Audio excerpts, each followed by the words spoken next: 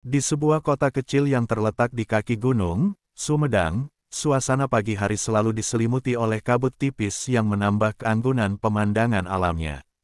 Jalanan yang sempit dan berkelok-kelok di antara rumah-rumah tradisional dengan atap genteng merah menciptakan nuansa nostalgia yang kental. Di tengah kota, tepat di sudut jalan yang ramai, berdirilah sebuah warung sederhana yang selalu ramai oleh pengunjung. Warung itu milik Pak Joko, seorang pedagang tahu yang dikenal luas karena bumbu kecap pedasnya yang sangat menggugah selera. Pak Joko, seorang pria berusia 40 tahun, memiliki postur tubuh kekar dengan kulit sawo matang yang terbakar matahari. Wajahnya dihiasi oleh kerutan yang dalam, mencerminkan kerasnya perjuangan hidup yang telah dilaluinya. Setiap pagi, dia akan bangun sebelum matahari terbit, mempersiapkan bahan-bahan untuk membuat tahu. Dengan teliti, ia memotong tahu menjadi dadu, mencampurnya dengan bumbu-bumbu rahasia yang telah diwariskan turun-temurun. Aroma harum bumbu kecap yang menyengat mulai memenuhi udara, menarik perhatian orang-orang yang melintas di sekitarnya. Istrinya, Bu Yati, adalah sosok yang lembut dan penyayang. Ia selalu mendukung suaminya dengan penuh cinta, meskipun terkadang ada keraguan di benaknya. Dengan rambut panjang yang tergerai dan wajah yang berseri, Bu Yati sering membantu Pak Joko di warung. Ia menyajikan tahu bumbu kecap pedas dengan senyum hangat, menciptakan suasana akrab bagi setiap pelanggan yang datang. Namun, meskipun warung mereka ramai, kehidupan mereka tidak seindah yang terlihat. Masalah keuangan selalu menghantui, dan harapan untuk mencapai kemakmuran seolah menjadi impian yang semakin menjauh. Di tengah kesibukan warung, terdapat sekelompok pelanggan setia yang selalu datang setiap hari. Mereka adalah para pekerja, pelajar, dan bahkan ibu rumah tangga yang menjadikan tahu bumbu kecap pedas sebagai santapan utama mereka. Suara tawa dan obrolan hangat mengisi udara, tetapi di balik hiruk-pikuk itu, Pak Joko seringkali merasa gelisah. Ada sesuatu yang mengganggu pikirannya, sebuah rasa ketidakpuasan yang terus menghantuinya. Ia ingin lebih dari sekadar bertahan hidup, ia menginginkan kesuksesan yang lebih besar agar keluarganya dapat hidup layak. Suatu malam, saat Pak Joko menutup warungnya, ia bertemu dengan seorang dukun tua yang misterius.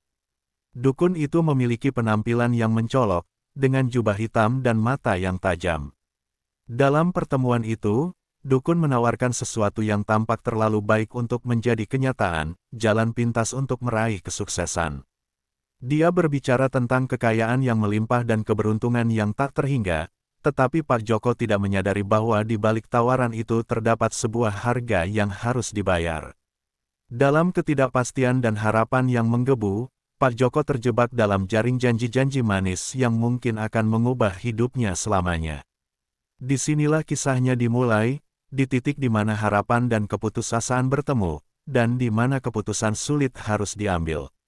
Dalam pencarian kekayaan yang menggiurkan, Pak Joko tidak tahu bahwa jalannya akan dipenuhi dengan misteri dan penyesalan yang tak terhindarkan. Warung tahu yang dulunya sederhana itu kini menjadi saksi bisu dari sebuah perjalanan gelap yang akan mengubah nasibnya dan keluarganya selamanya. Malam itu, suasana di warung tahu Pak Joko tampak berbeda. Meski biasanya ramai dengan pelanggan, malam ini warungnya terasa sepi dan hening. Hanya suara angin malam yang berdesir lembut, seolah memperingatkan adanya sesuatu yang tidak beres. Setelah menutup warung, Pak Joko merapikan peralatan masaknya dengan cepat, tetapi pikirannya tidak bisa tenang. Ia teringat kembali pada pertemuannya dengan dukun tua yang misterius itu. Kata-kata dukun itu terus berputar di benaknya, memancing rasa ingin tahunya sekaligus ketakutannya. Dukun itu, dengan mata yang tajam dan keberanian yang mengintimidasi, telah menawarkan sebuah jalan pintas untuk mencapai kesuksesan. Ia menceritakan tentang ritual pesugihan yang bisa memberikan kekayaan dalam waktu singkat, tetapi di dalamnya terdapat ketentuan yang terlihat samar. Dalam keraguannya, Pak Joko merasa terjebak antara keinginan untuk memperbaiki nasib keluarganya dan rasa takut akan konsekuensi yang mungkin mengikuti. Dengan perasaan bergejolak, ia memutuskan untuk memikirkan tawaran itu lebih dalam. Hari-hari berlalu, dan keberuntungan seolah menjauh darinya. Penjualan tahu bumbu kecap pedasnya menurun, dan beberapa pelanggan setianya mulai beralih ke warung lain. Keadaan ini membuat Pak Joko semakin gelisah. Ia merasa seolah-olah waktu semakin menipis dan kesempatan untuk meraih kesuksesan semakin pudar. Dalam keputusasaannya, ia akhirnya memutuskan untuk menemui dukun itu kembali, berharap mendapatkan solusi untuk masalahnya. Malam itu, Pak Joko kembali ke tempat di mana ia pertama kali bertemu dengan dukun. Tempat itu terletak di pinggir hutan, jauh dari keramaian kota. Saat ia sampai, suasana di sekelilingnya terasa mencekam. Bulan yang penuh menampakkan sinarnya yang redup, dan bayangan pepohonan yang menjulang tinggi seolah menari-nari di atas tanah. Pak Joko merasakan ketegangan yang menyelimuti hatinya, tetapi rasa ingin tahunya mengalahkan rasa takutnya. Dukun tua itu muncul dari kegelapan, mengenakan jubah hitam yang sama. Dengan suara yang dalam dan menakutkan, ia mengajak Pak Joko untuk melakukan ritual. Dalam suasana yang serba mistis, dukun tersebut menjelaskan proses pesugihan yang harus dilakukan. Ia menyuruh Pak Joko untuk membawa tumbal, seekor ayam hitam, sebagai syarat untuk mendapatkan kekayaan. Dalam benaknya, Pak Joko meragukan hal itu, tetapi dorongan untuk mendapatkan kesuksesan yang instan mengalahkan segala keraguan. Malam ritual itu tiba. Pak Joko mengumpulkan keberaniannya dan melakukan semua persyaratan yang diminta oleh dukun. Dalam kegelapan malam, ia mengikat ayam hitam itu, membawanya ke tempat ritual yang dikelilingi oleh lilin-lilin yang menyala. Dengan suara lantang, dukun mulai melafalkan mantra yang tidak dimengerti oleh Pak Joko. Suara itu terdengar mistis, seolah mengundang makhluk-makhluk gaib untuk hadir. Dalam keadaan tegang, Pak Joko melihat bayangan-bayangan aneh melintas di sekelilingnya, merasakan aura yang tidak biasa menyelimuti tempat itu. Setelah ritual selesai, Pak Joko pulang dengan perasaan campur aduk. Ia merasa lega, tetapi juga dihantui oleh rasa bersalah. Dalam hatinya, ia tidak yakin apakah ia telah melakukan langkah yang benar. Namun, keesokan harinya, keajaiban mulai terjadi. Penjualan tahu bumbu kecap pedasnya melonjak drastis, pelanggan berdatangan dari berbagai penjuru, dan namanya mulai dikenal. Namun, seiring dengan kesuksesannya, hal-hal aneh mulai terjadi. Suara-suara misterius mulai mengganggu ketenangan malamnya. Suara bisikan lembut seolah-olah memanggilnya dari dalam dapur, dan bayangan hitam mulai muncul di sudut-sudut ruangan. Istrinya, Bu Yati, juga mulai merasakan keanehan. Ia sering terbangun di malam hari, terjebak dalam mimpi buruk yang sama tentang seorang wanita tua yang menuntut pertanggungjawaban. Keadaan ini semakin membuat Pak Joko gelisah, dan ia merasakan bahwa kesuksesan yang diraihnya tidak semanis yang ia bayangkan. Disinilah konflik mulai menggelora dengan jelas. Pak Joko berada di ambang keputusan yang sangat penting. Apakah ia akan terus menjalani kehidupan yang diliputi oleh keberuntungan dan kesuksesan yang tidak wajar? Ataukah ia akan mencari cara untuk membebaskan dirinya dan keluarganya dari belenggu yang tidak terlihat? Dalam hati kecilnya, ia tahu bahwa setiap pilihan pasti ada konsekuensinya, tetapi ia belum siap untuk menghadapi kebenaran yang akan segera terungkap. Semua ini membawanya pada jalan yang gelap, di mana ketidakpastian dan penyesalan menunggu di ujung sana, siap untuk merenggut ketenangannya selamanya. Setelah ritual pesugihan yang mengubah nasib Pak Joko, hidupnya seolah berada di puncak kebahagiaan. Penjualan tahu bumbu kecap pedasnya melonjak tajam, dan warungnya semakin ramai dikunjungi pelanggan. Namun, di balik senyuman yang menghiasi wajahnya, ada kegelapan yang mulai merayap ke dalam kehidupannya. Setiap malam, ketika segala sesuatu mulai tenang, suara-suara aneh dan bisikan misterius kembali menghantuinya. Suara itu seolah menggema di dalam kepalanya, menuntut perhatian, dan mengingatkan akan hutang yang harus dibayarnya. Istrinya, Bu Yati, juga merasakan dampak dari kesuksesan yang diraih dengan cara yang tidak biasa ini. Mimpi-mimpi buruknya semakin intens. Dalam mimpinya, sosok wanita tua bermata merah itu kembali muncul, menatapnya dengan penuh amarah. Setiap kali Bu Yati terbangun, ia merasa keringat dingin mengalir di pelipisnya. Ia berusaha berbagi kekhawatirannya kepada Pak Joko, tetapi suaminya hanya menghiburnya dengan janji bahwa semuanya akan baik-baik saja. Namun, di dalam hati Pak Joko, ketakutan mulai mengakar. Ia tahu bahwa ada sesuatu yang tidak beres, dan semakin lama, rasa cemas itu semakin sulit untuk diabaikan. Suatu malam, ketika Pak Joko sedang menyiapkan tahu untuk keesokan harinya, ia mendengar bisikan yang semakin keras dari dapurnya. "Bayar hutangmu." Suara itu menggema di telinganya, membuatnya tertegun. Dalam keadaan panik, ia berlari keluar, mencari udara segar untuk menenangkan pikirannya.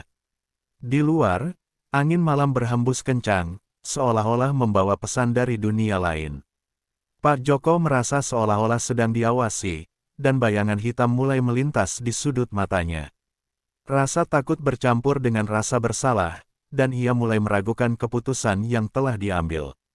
Keesokan harinya, saat Pak Joko membuka warungnya, ia melihat pelanggan-pelanggan yang biasanya antusias kini tampak cemas.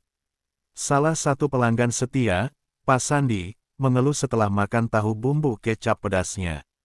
Ia merasakan ada sesuatu yang aneh, seolah-olah ada yang mengikuti pulang bersamanya. Beberapa pelanggan lain juga melaporkan hal serupa. Meskipun tahu itu tetap enak dan menggugah selera, semakin banyak orang yang merasakan kehadiran makhluk gaib setelah menyantapnya. Namun, rasa penasaran dan kenikmatan terhadap tahu tetap mendorong mereka untuk kembali. Malam berikutnya, Pak Joko tidak bisa tidur. Ia berbaring di tempat tidurnya, tetapi pikirannya terus melayang pada kesuksesan yang didapatkan dengan cara yang tidak biasa. Ia teringat akan pesan dukun tua itu, hutang harus dibayar. Perasaan bersalah dan ketakutan menyelimuti hatinya, dan ia tahu bahwa ia harus melakukan sesuatu sebelum semuanya terlambat. Dalam keadaan putus asa, ia memutuskan untuk mencari dukun itu lagi, berharap mendapatkan pencerahan dan solusi untuk masalah yang sedang mengganggu hidupnya. Ketika Pak Joko kembali ke tempat pertemuan dukun, ia menemukan tempat itu tampak lebih menyeramkan daripada sebelumnya. Hutan di sekelilingnya seolah-olah membungkusnya dalam kegelapan yang pekat.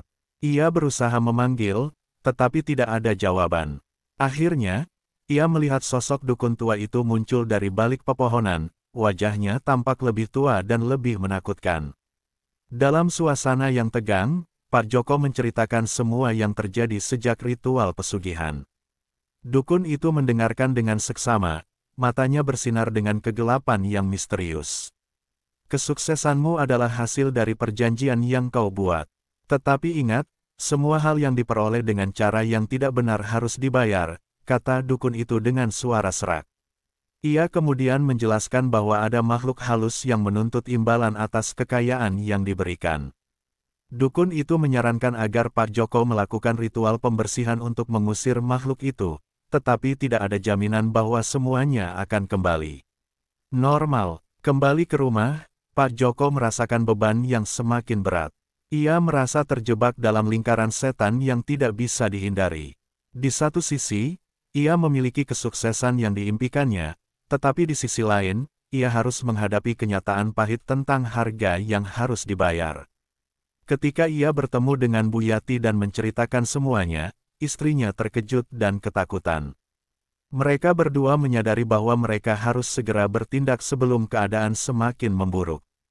Malam demi malam berlalu, dan keadaan semakin genting. Suara bisikan semakin kencang, dan bayangan hitam semakin sering muncul.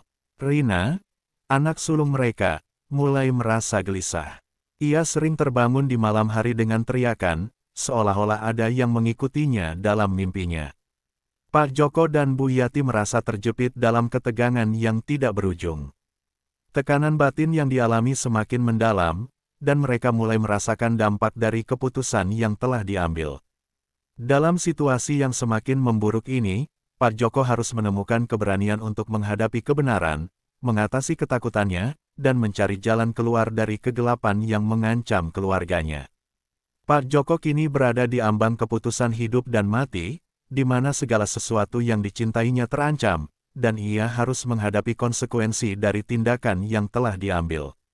Saat bayangan hitam itu semakin mendekat, waktu semakin menipis, dan rasa penyesalan mulai menyelimuti hatinya. Dengan harapan yang mulai pudar, ia bertekad untuk menemukan cara untuk membebaskan keluarganya dari kutukan ini, meskipun itu berarti menghadapi kegelapan yang lebih dalam. Malam yang kelam itu terasa semakin mencekam bagi Pak Joko dan keluarganya. Suara bisikan yang mengganggu semakin keras, seolah-olah mengingatkan mereka akan hutang yang belum terbayar. Rina, anak sulung mereka, semakin sering terbangun dengan teriakan ketakutan, meringkuk di sudut kamarnya, ketakutan akan bayangan gelap yang ia lihat di dalam mimpinya. Bu Yati, semakin cemas, merasakan beban yang berat di hatinya. Ia tidak lagi bisa menahan rasa takut yang menghantuinya. Dalam keadaan terdesak, Pak Joko akhirnya memutuskan untuk mencari ulama yang dikenal mampu menangani masalah gaib.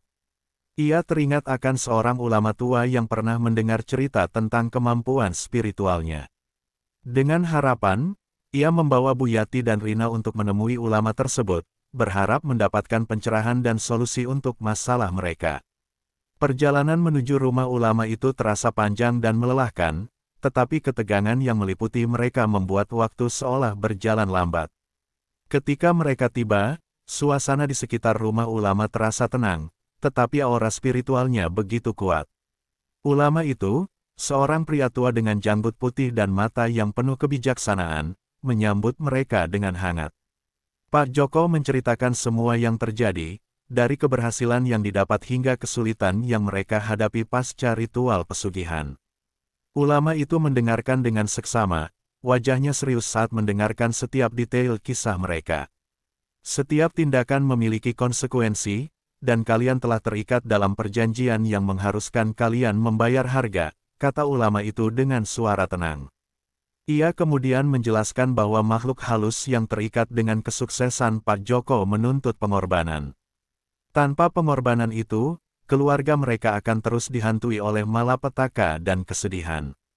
Ulama itu kemudian menawarkan untuk melakukan ritual pembersihan, sebuah upacara yang dimaksudkan untuk membebaskan Pak Joko dan keluarganya dari kutukan yang mengancam. Kalian harus bersiap untuk menghadapi kebenaran dan menerima apapun yang terjadi dalam ritual ini, katanya. Dalam hati, Pak Joko merasa ketakutan, tetapi ia menyadari bahwa ini adalah satu-satunya jalan untuk menyelamatkan keluarganya. Malam itu, ritual pembersihan dimulai di halaman belakang rumah ulama. Pak Joko dan keluarganya berdiri di tengah lingkaran yang dibentuk oleh lilin-lilin yang menyala. Udara terasa berat dan penuh ketegangan. Ulama itu melafalkan doa-doa dengan suara yang jelas dan kuat, mengundang kekuatan spiritual untuk mengusir makhluk halus yang mengganggu mereka.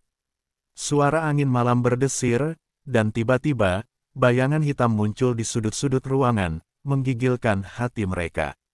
Ketika ulama itu mulai mengekspresikan niatnya, suara bisikan yang selama ini mengganggu Pak Joko terdengar semakin nyaring.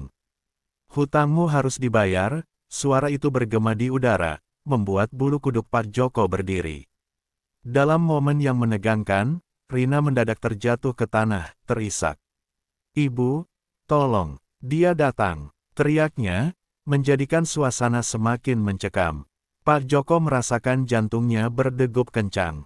Dalam ketakutan dan keputusasaannya, ia berdoa dan meminta ampunan kepada Allah, berharap agar keluarganya dilindungi.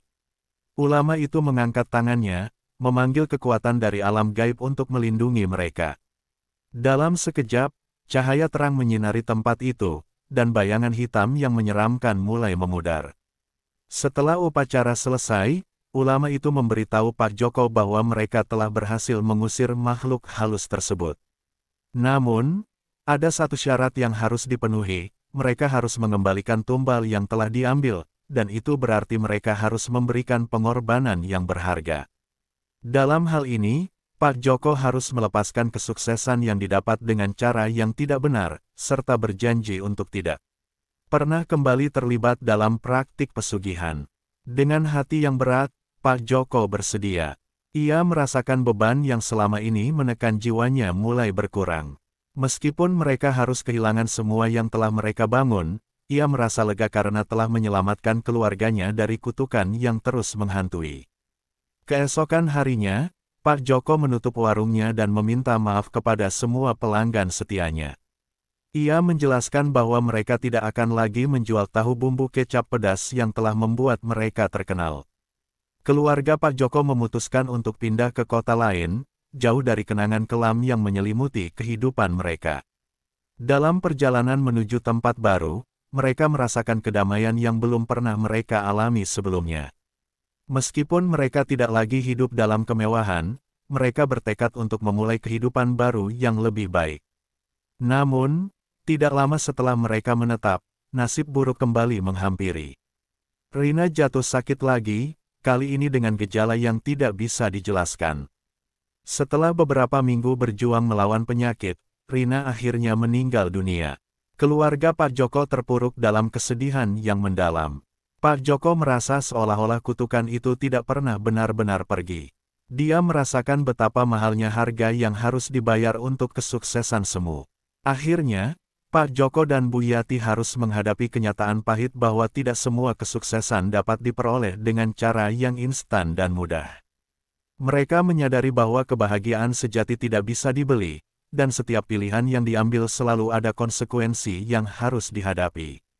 Dengan mata penuh air mata dan jiwa yang hancur, Pak Joko merenungi semua yang telah terjadi, berjanji untuk menjalani hidup dengan cara yang lebih baik, meskipun dalam kesedihan yang mendalam. Cerita ini menjadi pelajaran bagi mereka dan bagi siapapun yang mendengarnya. Terkadang, dalam pencarian kekayaan dan kesuksesan, kita bisa terjebak dalam jaring-jaring yang tidak terlihat, dan harga yang harus dibayar bisa jauh lebih mahal daripada yang kita bayangkan. Nasib Pak Joko dan keluarganya menjadi sebuah pengingat bahwa jalan pintas menuju kesuksesan seringkali dipenuhi dengan penyesalan dan kesedihan yang mendalam.